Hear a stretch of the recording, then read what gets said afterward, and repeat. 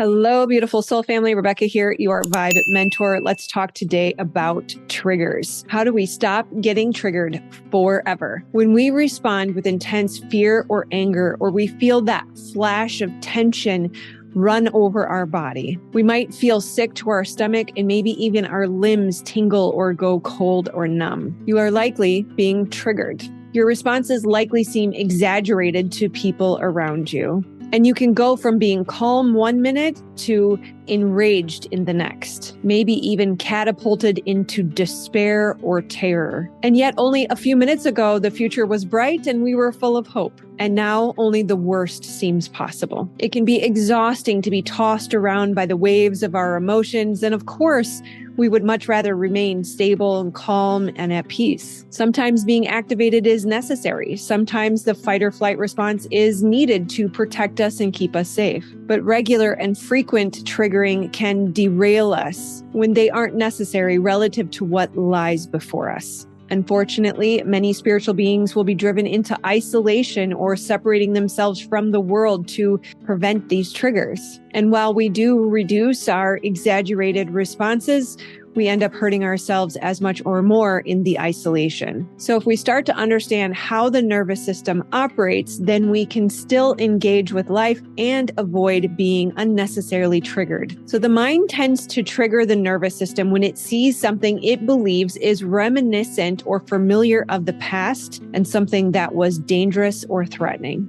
When the nervous system sees an experience as highly demanding or even dangerous, it responds with an exaggerated response or a trigger because of our past experiences. Our triggers stem from things that we were once afraid of. And so we can recognize our trigger as a piece of the puzzle that once we understand how it goes together, we can start to reclaim our life. We are now triggered by things that may have been devastating to us in the past. Even if we don't fully recall the event or it was a similar or familiar event, the nervous system recognizes the potential threat and sounds the alarm bells. This can even look like somatic flashbacks or strong emotion in the body. And that emotion will tell us everything we need to know. We don't need to fully recall the memory. Let's say, for example, we experience a trigger around money. If we're afraid of running out of money, we don't open our bills, or every time we go to log into our bank account, our heart starts to race. This is likely similar to something that happened to us in the past. If we're afraid of being overpowered or manipulated, it's likely an echo of something similar we experienced. While triggers are not always the exact same experience, they are often familiar or reminiscent. And while it's not always logical or linear, somehow the nervous system made a connection. And then it became a subconscious program. The body sees it as basically the same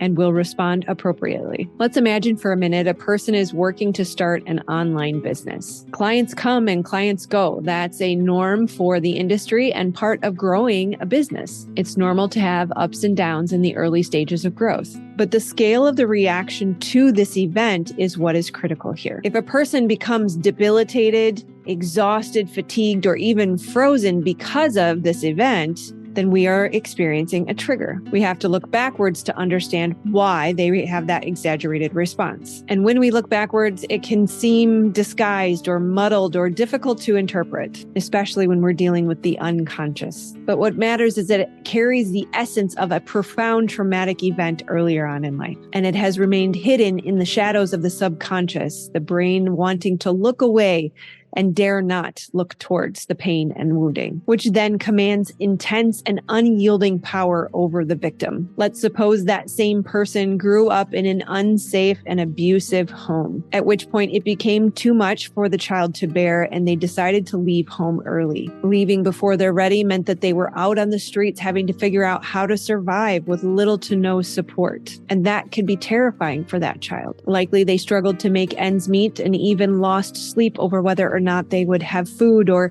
be able to keep a roof over their head. There was likely tremendous fear that if they didn't keep working, they would not survive. So fast forward, it wouldn't take much for that adult version to revert back to that bleak scenario in their childhood. Our nervous system is designed to sniff out the slightest hint of danger, seemingly familiar to the past. The downfall of the trigger is it fails to notice the difference between where we were versus where we are now. The awfulness that we suffered then is likely not indicative of the situation or the scenario we are experiencing in this present moment. While it feels similar to past pain, we are no longer children, and we are able to respond appropriately. We now have autonomy and creativity and resilience, things we did not have as a child. But when we are triggered, we lose access to our executive functioning, our resilience, and our creativity. In the heat of the moment, we can no longer think creatively or clearly. We will even perceive threat where there is none. We can't see that we're not doomed or not being made fun of. We haven't been abandoned. We're not being attacked or criticized or called names. We may even struggle to discern the difference between a tired face and aggressive face. And yes, again, it might seem appealing to avoid triggers, but that would result in bypassing and keeping ourselves trapped in the prison of our triggers. As long as the stress response remains open in the body, we will continue to draw to us experiences that help us see the wounds that need to be healed. This is the beautiful gift of mirrors that are present for us in our lives. And so we will continue to draw them to us until we are willing to face them and heal them. In our unhealed state, calm and confidence are unfamiliar places. They don't feel comfortable or safe. And so we will find our awful hunches strangely comforting and seek out more struggle and chaos. We will continue to draw people to us that trigger us. But the antidote is love. Love is the process of holding someone and soothing them like a kind, beautiful parent would. We can do this for ourselves by being with the internal parts, the inner child, the sensations and the emotions within our bodies, allowing them to naturally dissipate on their own. This allows us to effortlessly come back to safety within our bodies and to recognize things aren't quite as bad as they seem. Loving presence with our parts and ourselves allows us to remember the times that we have overcome extreme adversity and how everything has turned out okay. The body keeps the score, and the body is the key to healing. It will bring us back to calm and show us how to heal our wounds. The body is naturally designed to heal and